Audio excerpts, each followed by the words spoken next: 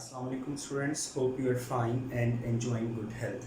Student, in today's video we are going to talk about the working of acid-base indicators according to the theories of acid-base indicators. As in the previous lecture we have talked about Ostwald's theory of indicators, and in Ostwald theories of indicator हमने एक बात की थी कि जो indicators होते हैं कि ये या तो weak organic acids होते हैं या weak organic bases होती हैं, और उसमें हमने ये पढ़ा था कि ये जो वीक ऑर्गेनिक एसिड्स हैं या वीक ऑर्गेनिक बेसिस हैं, ये इंडिकेटर जो है इनका जो आयोनाइज्ड फॉर्म होती है और जो अनआयोनाइज्ड फॉर्म होती है उनके डिफरेंट कलर्स होते हैं। और उसमें हमने ये भी बात की थी कि जो एसिडिक इंडिकेटर्स होते हैं they possess a coloured A9, whereas basic indicators होते हैं they possess a coloured cation. तो ये सारी बातें वो हैं जो कि हमने ऑलरेडी ऑस्टवर्ड थ्योरी में की थी। Today will talk about that how does an indicator works. So let us start with working of phenolphthalein as indicator. हम ये देखेंगे कि फिनोफ्थलीन कैसे वर्क करता है एज एन इंडिकेटर। तो इसको डिस्कस करने से पहले हम फिनोफ्थलीन के अगर स्ट्रक्चर को देखें तो फिनोफ्थलीन का जो स्ट्रक्चर है वो कुछ इस तरह से है। इसमें दो हाइड्रोक्सिल ग्रुप्स हैं एट बायर पोजीशन और ये फिनोल ग्रुप्स के तौर पर एक्ट कर रहे हैं। और आपको पता है कि फिनोल एसिडिक होता है, तो due to the presence of these two phenolic groups it act as a weak acid. So phenolphthalein जो है ये एक वीक एसिड के तौर पर एक्ट करता है। For the purpose of simplicity हम इसके मॉलिक्यूल को कुछ इस तरह से रिप्रेजेंट कर सकते हैं, like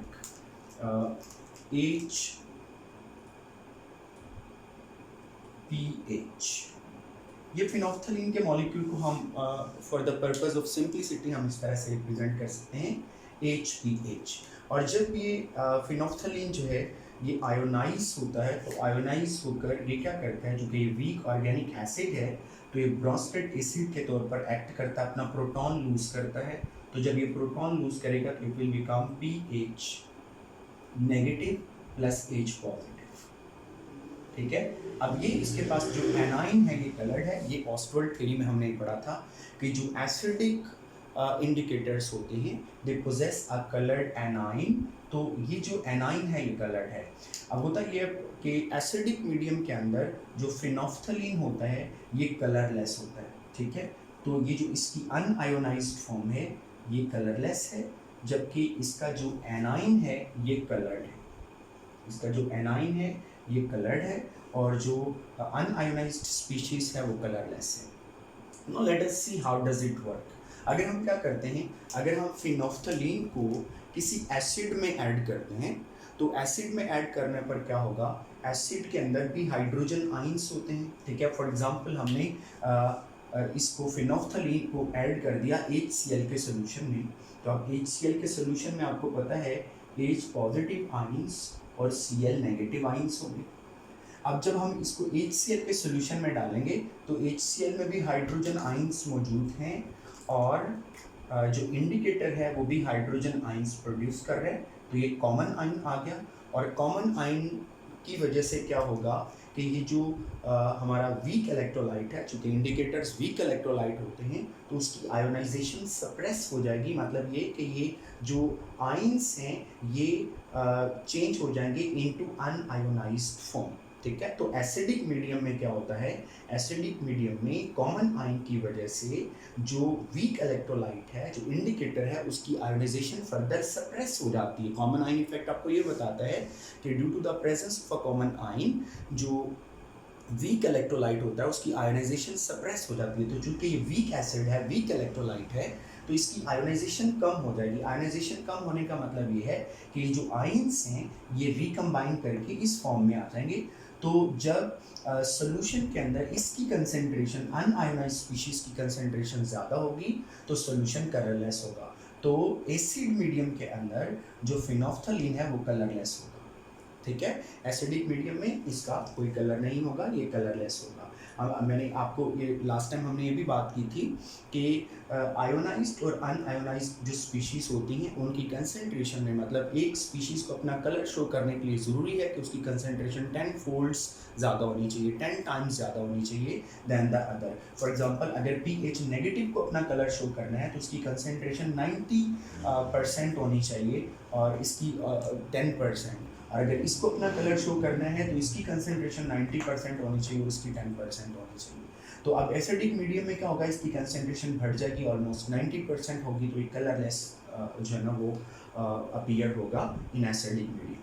but what happens in basic medium, अगर हम क्या करते हैं फिनोफ्थल, अगर हम HCl के सोल्यूशन में बेस ऐड करना शुरू कर देते हैं तो बेस क्या करेगी, एसिड को न्यूट्रलाइज करती जाएगी और अल्टीमेटली एसिड जो है वो कम्प्लीटली ख़त्म हो जाएगा। और जैसे ही एसिड ख़त्म हो जाएगा तो अब बेस की कंसेंट्रेशन बढ़ जाएगी सोल्यूशन के अंदर। तो जब सोल्यूशन के अंदर बेस की कंसेंट्रेशन बढ़ेगी तो देखिएगा क्या होता है, ये मेरे पास है जी HPH और ये आयोनाइज होकर बना रहे हैं PH negative plus H positive. अच्छा, जैसे ही सोल्यूशन के अंदर हमने बेस डाला, बेस एसिड को न्यूट्रलाइज करेगा और जैसे ही एसिड सारा ख़त्म हो जाएगा अब बेस की कंसेंट्रेशन बढ़ जाएगी।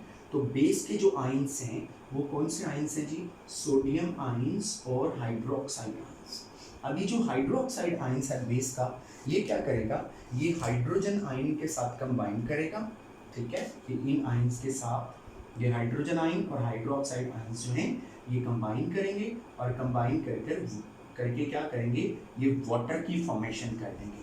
तो अब बेस क्या करेगी, वो सोल्यूशन में से हाइड्रोजन आइंस को रिमूव कर देगी। तो सोल्यूशन में से हाइड्रोजन आइंस रिमूव होंगे तो according to the Le Chatelier principle ये जो एक्विलिब्रियम है it will be shifted in the right direction. मतलब ये है कि जब हम according to Le Chatelier principle, आपने ये पढ़ा हुआ है कि जब हम प्रोडक्ट साइड से कोई चीज़ रिमूव करते हैं तो reaction goes in the product side पर मूव करता है। तो अब बेस क्या करती है, हाइड्रोजन आइंस रिमूव करती है। तो अब हाइड्रोजन आयन की जो कमी है, जो लॉस है, उसको कंपेंसेट करने के लिए HPH फर्दर आयोनाइज होगा। तो जब ये फर्दर आयोनाइज होगा तो PH नेगेटिव आयंस की कंसेंट्रेशन बढ़ेगी सॉल्यूशन में और जैसे ही PH नेगेटिव आयन की कंसेंट्रेशन जो है वो 10 टाइम्स बढ़ जाएगी अनआयोनाइज स्पीशीज से, तो ये अपना कलर शो करना शुरू कर देगा। और ये जो है PH नेगेटिव आयन, इसका कलर क्या होता है, इसका कलर पिंक होता है। तो सोल्यूशन जो है it will become pink in colour, ठीक है। तो पिंक कलर जो है वो सोल्यूशन का अपीयर होना शुरू हो जाएगा। So this is how Ostwald theory explains the working of an acidic indicator. Now let us talk about the working of a basic indicator like methyl orange के methyl orange कैसे काम करता है। अच्छा, यहाँ पर एक बात इंपॉर्टेंट है वो भी याद रखिएगा कि फिनोफ्थलीन को हम इंडिकेटर यूज़ करते हैं एसिड बेस टाइट्रेशंस में। तो यहाँ पर ऐसी तमाम टाइट्रेशंस जिनमें बेस जो होती है वो वीक होती है, वहाँ पर हम फिनोफ्थलीन को एज इंडिकेटर यूज़ नहीं कर सकते। क्यों नहीं कर सकते, रीज़न समझिएगा। इसलिए नहीं कर सकते कि जो वीक बेस होती है वो हाइड्रोक्साइड आयंस बहुत कम प्रोड्यूस करती है, ठीक है। स्ट्रॉन्ग बेस जो होती है वो तो हाइड्रोक्साइड आयन ज़्यादा बनाएगी, हाइड्रोक्साइड आयन ज़्यादा बनेंगे, वो हाइड्रोजन आयन के साथ ज़्यादा कंबाइन करेंगे, वाटर बनाएंगे। तो जितने हाइड्रोजन आयन ज़्यादा यूज़ होंगे इतना ये जो मॉलिक्यूल है फिनोफ्थलीन का वो ज़्यादा आयोनाइज होगा और ज़्यादा आयोनाइज होगा तो इसकी कंसेंट्रेशन बढ़ेगी, इसका कलर अपेरेंट हो जाएगा। बट वीक बेस के केस में क्या होगा, क्योंकि वीक बेसिस तो खुद से बहुत कम आयोनाइज होती हैं, तो जब वो कम आयोनाइज होंगी तो वो कम हाइड्रोक्साइड आयन प्रोड्यूस करेंगी और अगर हाइड्रोक्साइड आयन कम प्रोड्यूस होंगे तो वो हाइड्रोजन आयन के साथ उनका कॉम्बिनेशन भी कम होगा, तो इसका मतलब ये आयोनाइजेशन भी कम होगी। तो ये जो PH नेगेटिव आयंस हैं उनकी कंसेंट्रेशन इतनी ज़्यादा नहीं हो पाएगी कि हम एक क्लियर एंड पॉइंट को फाइंड आउट कर सकें। तो इसलिए जितनी भी वीक बेसिस होती हैं उनकी टाइट्रेशंस में हम फिनोफ्थलीन को एज इंडिकेटर यूज़ नहीं करते हैं, ठीक है। ये इसको एज अ शॉर्ट क्वेश्चन भी याद रखिएगा। नेक्स्ट हम डिस्कस कर रहे हैं working of methyl orange as indicator.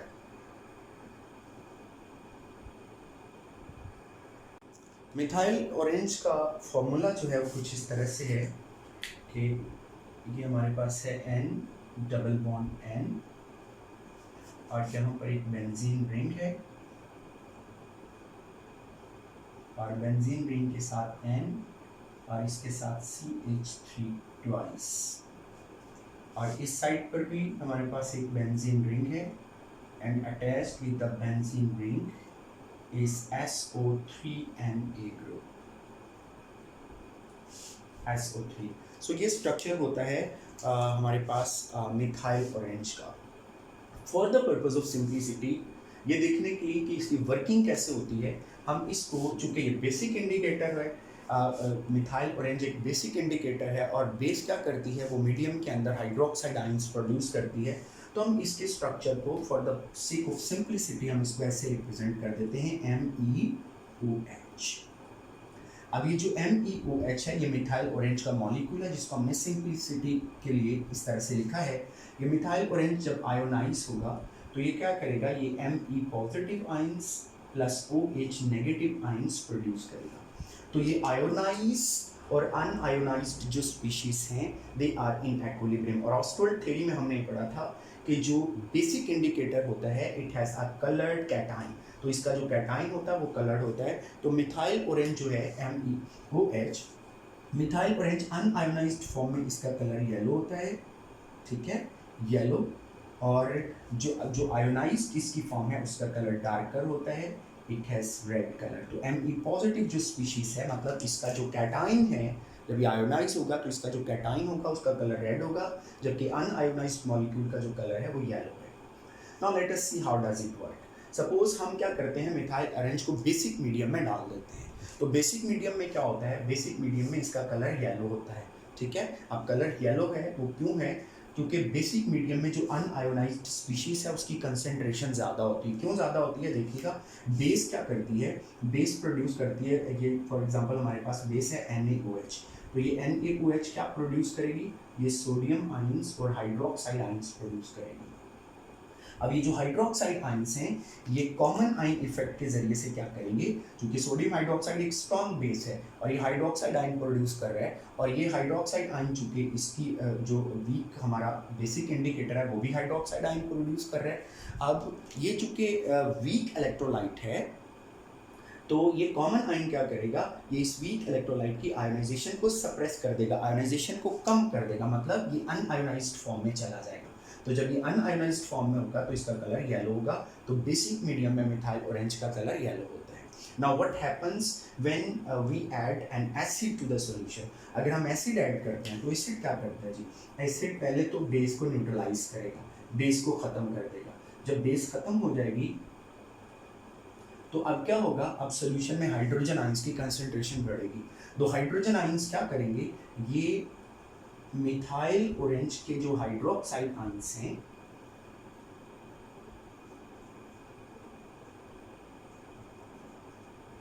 अब जैसे ही HCl क्या करेगा, ये NaOH को न्यूट्रलाइज कर देगा, तो अब सॉल्यूशन में HCl की कंसंट्रेशन बढ़ेगी। जैसे ही HCl की कंसंट्रेशन बढ़ेगी हाइड्रोजन आयन हाइड्रोक्साइड आयन के साथ मिलेंगे और वाटर बना देंगे, ठीक है, यहाँ पर वाटर की फॉर्मेशन हो जाएगी। और जैसे ही वाटर बनेगा हाइड्रोजन आयंस यूज होंगे, हाइड्रोक्साइड आयंस यूज होंगे, तो हाइड्रोक्साइड आयन यूज होंगे तो ली शैटलियर प्रिंसिपल के मुताबिक ये जो MEOH है ये और हाइड्रोक्साइड आयन प्रोड्यूस करेगा। क्योंकि हाइड्रोक्साइड आयन यूज हो गए तो अकॉर्डिंग टू ली शैटलियर प्रिंसिपल ये जो इक्विलिब्रियम है it will be shifted in the forward direction.